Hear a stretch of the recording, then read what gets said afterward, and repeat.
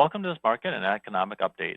In this video, we'll discuss the recent volatility in technology stocks, why these stocks are so sensitive to interest rates, and how markets have historically performed across Federal Reserve rate hike cycles.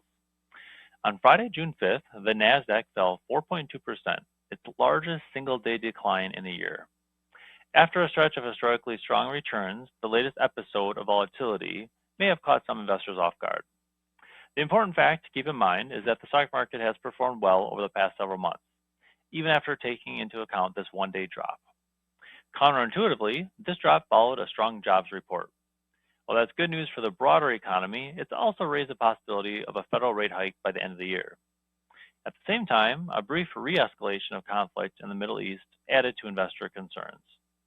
Over the next few minutes, we'll put this volatility into perspective and explain why it's not necessarily a reason to change your long-term plans. First, let's look at the recent market environment. Major indices, including the S&P 500, the Dow, and the NASDAQ, accelerated in recent months.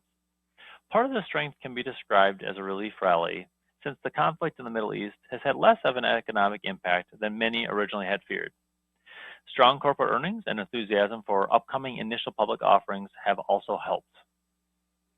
Meanwhile, the bond market has faced a more challenging environment as interest rates have stayed high.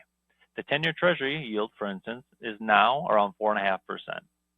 The bond market is sometimes called the smart money, since bond investors tend to closely analyze trends in inflation, growth, and Fed policy. Whether this is true or not, the bond market has been signaling that rates may stay higher than some had hoped. So it's not surprising that stocks would suddenly react to these same factors. Now let's talk about why technology stocks are especially sensitive to interest rates. A clear example is a group of large technology companies known as the Magnificent Seven. So from their peak at the end of 2021 to their bottom in late 2022, when inflation was heating up and rates jumped, this group lost about half its value. They later recovered as rates stabilized and went on to reach new highs.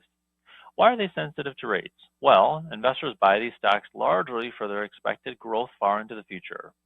Since interest rates affect how future profits are valued today, even small shifts to rates can lead to large swings to prices. This matters because the Magnificent Seven now makes up about 1/3 of the S&P 500. Many investors may hold a larger share of these companies than in the past, which is why monitoring portfolio balance matters just as much when markets rise as when they fall. Finally, let's keep Fed policy in perspective, since market expectations can change quickly.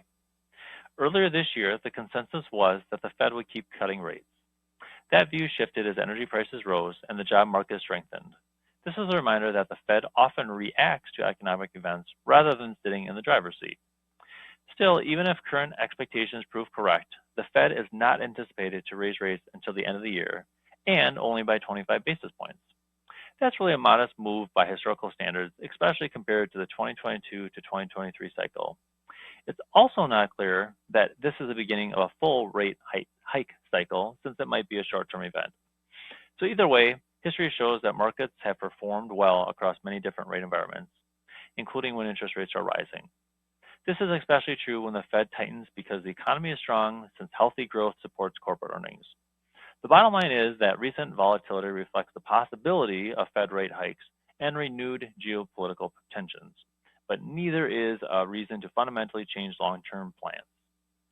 We hope you found these insights helpful. If you'd like to discuss market volatility, interest rates, or your portfolio strategy in more detail, please don't hesitate to reach out. Look forward to hearing from you soon, and otherwise hope you're doing well. Thanks for your time.